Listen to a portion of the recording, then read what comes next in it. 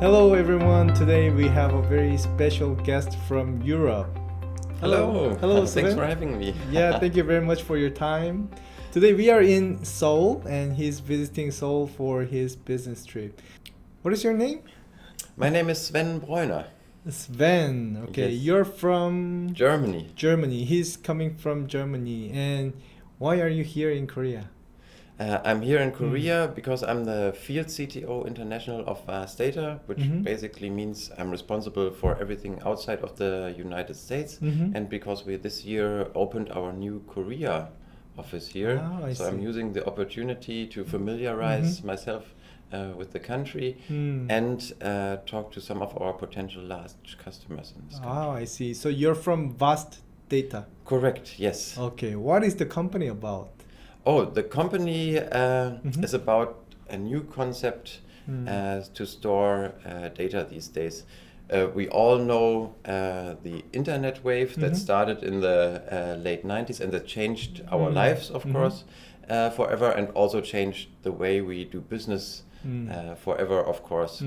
And what analysts say, the wave we are currently in, which will be even bigger than the internet wave, is the so-called AI wave. It will also AI. obviously change our lives forever. It's only the beginning of the wave and is projected to be much, much larger than the internet wave. So when we started the company, we started thinking about what does that actually mean for how organizations store and manage their data these days? And that made it to us pretty obvious that classic concepts no longer work. So we had to come up with a new concept specifically made for this new era. So you're offering a solution for data. Correct, yeah. You So- could call it a data storage platform. So it's a storage, all about storage with data and the concept with AI, artificial intelligence. Correct. Right. So, and we figured out that if we solve the AI storage problem, which basically means that there's a lot of stress on the storage system, then in the end we can also handle all kinds of other traditional workloads. That's why we call the storage platform not AI storage platform, okay. but universal storage. We basically solved the hardest part, so everything else is easy for us as well. So you have your own hardware product, or From the customer point of view, it is like an appliance that comes turnkey ready into the data center of the customer and can immediately be used. We are a software company. That means we don't earn any money from the hardware, but we're a bit geeky, and we know that our software best runs on special hardware. That's why we design the hardware together with partners, and this is the hardware that the customers use together with the systems, but we don't earn any money at all from the hardware, so the customer gets the hardware basically for the assembly and manufacturing costs. okay. So when the customer receives your hardware and solution, so the hardware has your name on it, right? Yes, So, that's but right. your strategy is not earn money from the hardware, but Correct. from solution and software and technology solution. That's right. Yes. Oh, I see. Yeah. But then, which means that now a lot of companies have big and huge data, right? Yes. They have a lot of data center with disk, hardware disk, and solutions. Then, Yes. which means you have to replace their hardware, right? Yes, that is correct, and that is also important because the old model that companies used just no longer works these days. The old model that companies used to have that is what we call the storage pyramid. Towards the bottom, it gets larger, but also slower typically, because at the bottom you have your big archive of the company, Yes. which typically means it's low touch data. You need to keep the data because it's historical data. Who knows if you need Yeah, it whenever again. we need, we have to go back and look for the old data. Right, but it's unlikely at least that you will access a large part of this data, right? And the top tier typically is very small and very fast. And this model simply no longer works for AI, because for AI, the way computers learn is you have to train them on all the data that you have in your archive. So suddenly, this low-touch, slow thing has to be the super fast thing on which you continuously train your AI. That's why you need new hardware, and that's why you also need a completely new storage concept that makes it affordable to store so large amounts of data on very fast storage, because costs is obviously an important thing. That was the main reason why you had the storage. That's pyramid. correct. So in the past, you don't touch the archived data, right? Correct. Often. But now the AI has to learn and touch every time whenever it needs. Then it has a faster solution to bring those data to Correct. the user, right? Correct. Yeah, a famous example is how do you teach a computer to detect a cat on an image? For a child, it's relatively easy. You show the child 2 or 3 cats, maybe 4 or 5, but afterwards the child will understand what a cat is and recognize also cats that it has not previously seen. For a computer, that's very different. The computer is of course very exact, and we have to teach it to be less exact, right? Not to only detect this particular cat, but also other similar cats. But for that, the computer first has to understand what defines all the different cats that we have in the world, right? So if you have never shown it an image of a white cat, then it will probably not detect a white cat as a cat. So how do you train a computer to detect cats on images? You have to show it lots and lots of images of as cats. As much as possible. Exactly. So which means all data is getting more important than before, right? Right. So nothing is a trash. Nothing is to be thrown away. Correct. The cats are, of course, a very abstract example, but for a company that would mean all the old cats images that you ever gathered in the past, no matter how old they are now very important to better train your AI. Why the data is very important these days? In the past, we didn't touch those kind of data, old data. Correct. Now why is it getting so important? Yeah, because before AI, it was good enough that a human understood a problem and then programmed a computer algorithm right, to solve the problem. And that worked well initially, but then things got so complicated that we humans are no longer able to formulate an algorithm that would actually solve the problem. Like, how do you detect a cat? That is so complicated to program, right? Because there are so many different cats, and you can see them from the side or from the front or from the other side with big heads, small heads. Programming that for a human is just impossible. And maybe to make it less abstract, autonomous driving is of course a very popular example. So AI is helping human beings. Yes. Not replacing, or like human cannot do everything, so that AI can touch all the data and analyze for human to decide. Correct. Wow, that's amazing. Yeah. So why is your company unique? I think there are a lot of companies talking about AI, but why is your company so unique in AI field? Yes. That's basically because we were the first ones in the market to really tackle this problem, and that's why many of our customers are especially the large enterprises.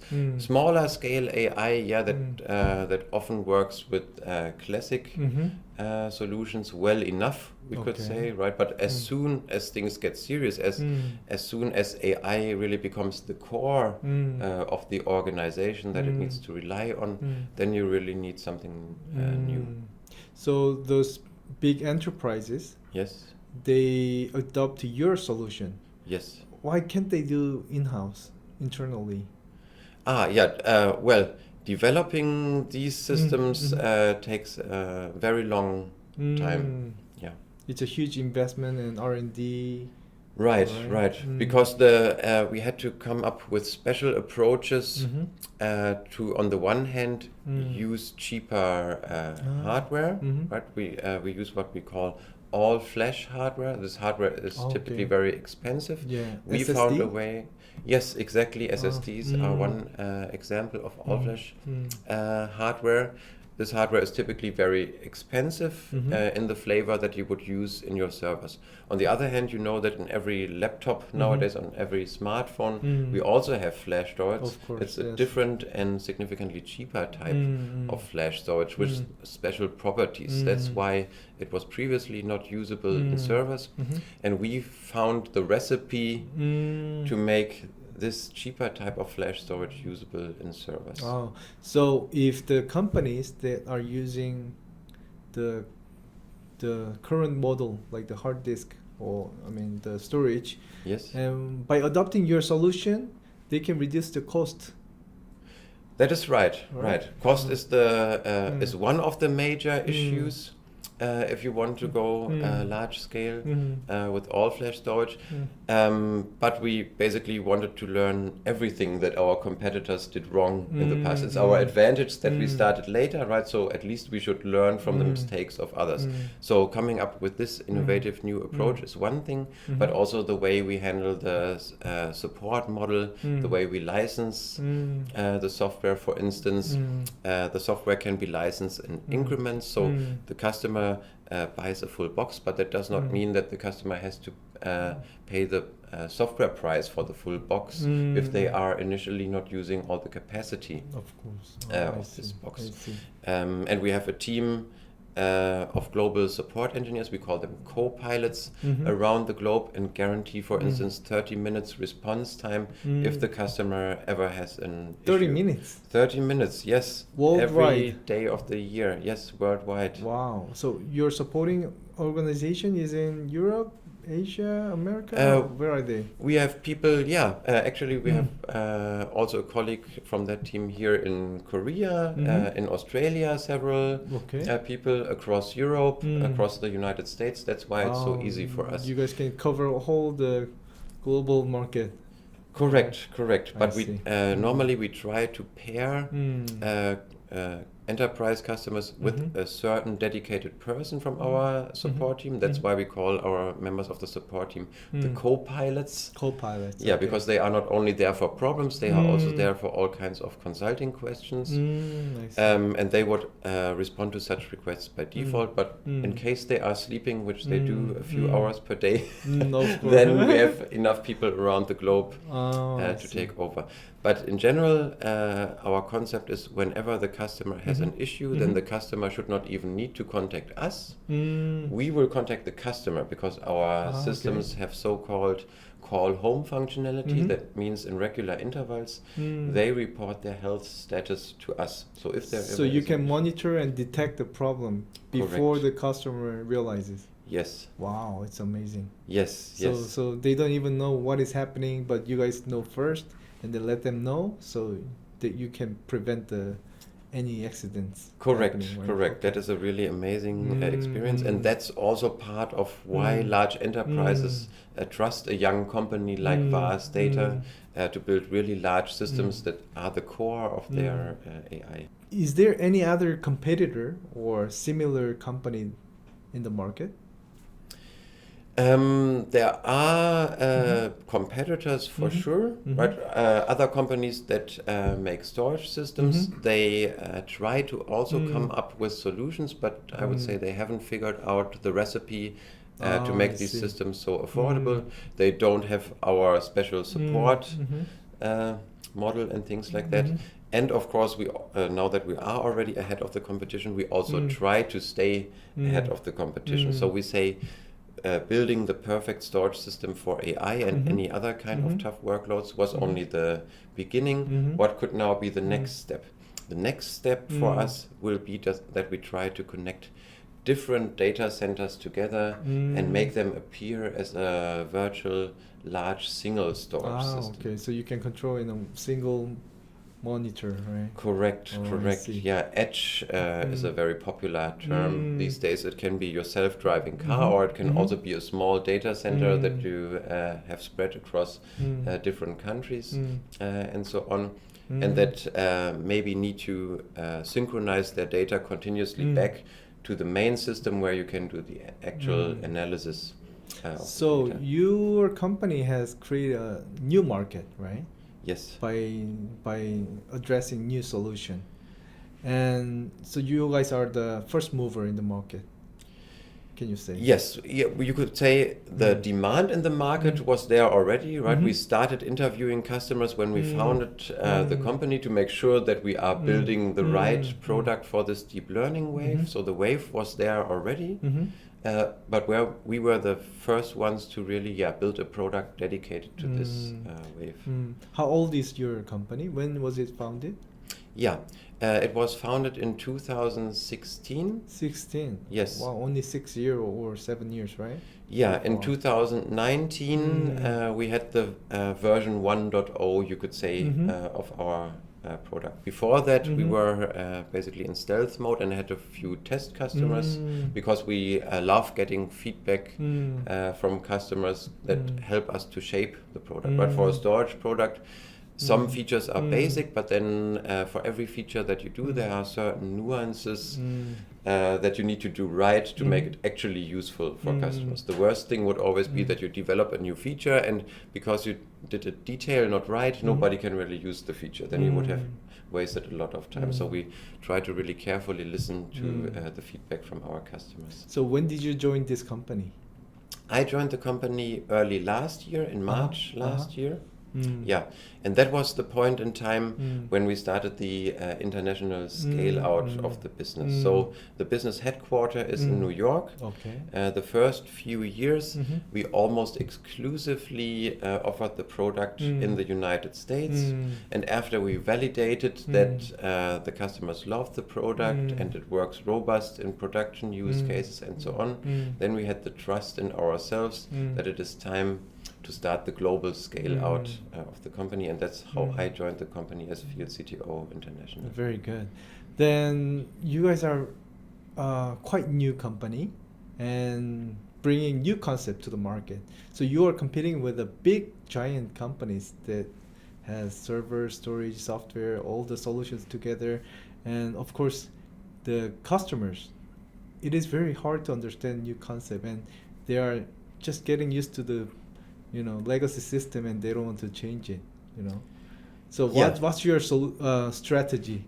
Yeah, on the one hand, that's our advantage. Our customers notice that the classic solutions no longer work, so they very often have to actively search for a new solution because they notice this. And the other thing, to make the adoption easy, I always like to compare to an electric vehicle. Did you have the pleasure of driving an electric car? I took only once in the taxi.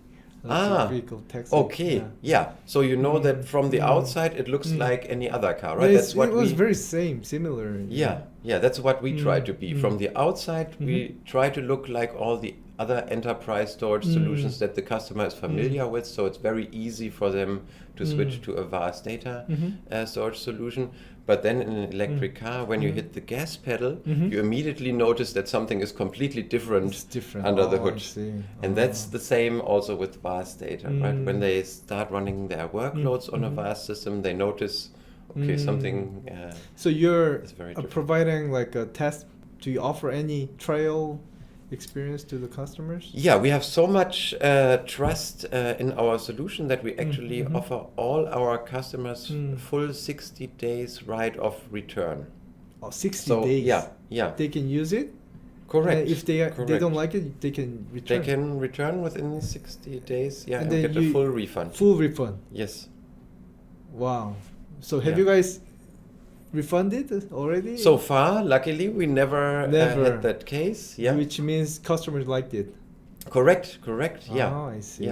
Yeah. Wow, it's a very good strategy, I think, because if you don't know the quality of the product or solution, okay, you have time to test. You don't like it, you can return and you get the refund.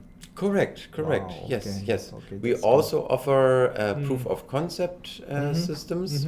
But then the problem is usually we have to import the system into a country, so it needs to be exported. Even if the customer is happy and wants to keep it, we need to export it, or things get very complicated. Yeah, so it's very complicated. That's why our customers typically prefer the what we call try and buy, right? Which we always have for 60 days. And if they like it, they just keep it, and it is very simple. So is it only for the big enterprises or startups or? small and medium-sized company can adopt your solution as well? Yeah, I would say we try to, or we don't even try to be the product for very small companies, right? They need to Because they have a have to certain have amount of data, right? for them to make sense. Because for the very small sizes, there are already other solutions. Oh, So I see. that's not a problem that we had to solve, and that's why most of our customers are larger customers, but not all. That does not mean that it's only companies of thousands of people, You right? don't We have- limit to the certain size of the companies, right? Exactly. There can be small teams that still need a very high performance solution, have a lot of data to store, and also earn a lot of money from the system. Right. That's what a company in the end Of course, is about. profit. Hopefully, it also helps humanity, like in healthcare. Yeah. We have many customers, but typically, a company is about earning money. So if you have better systems to work with, the Of company course. earns more money. What about the governments? They have a lot of data. Yeah, that is correct. Very. So, is there any other market that you already sold your solution to government? Yes, especially in the United States, they have lots of these what they call national labs. Okay. 8 of these big national labs in the United States are among our customers, and they Really? focus on all kinds of dissonant research. Hospitals are also among our customers. So healthcare, AI is of course a very big thing. In So you healthcare. already have a lot of good references to sell in the market. Yes. Wow. Yes. And I heard that Korea is the only Asian country, except Australia. If we say that, why did your company choose to enter Korea first? Yeah, this is In indeed Asia. the first Asian country where we opened an office here. So we do business also in other Asian countries, but we did not open offices there yet.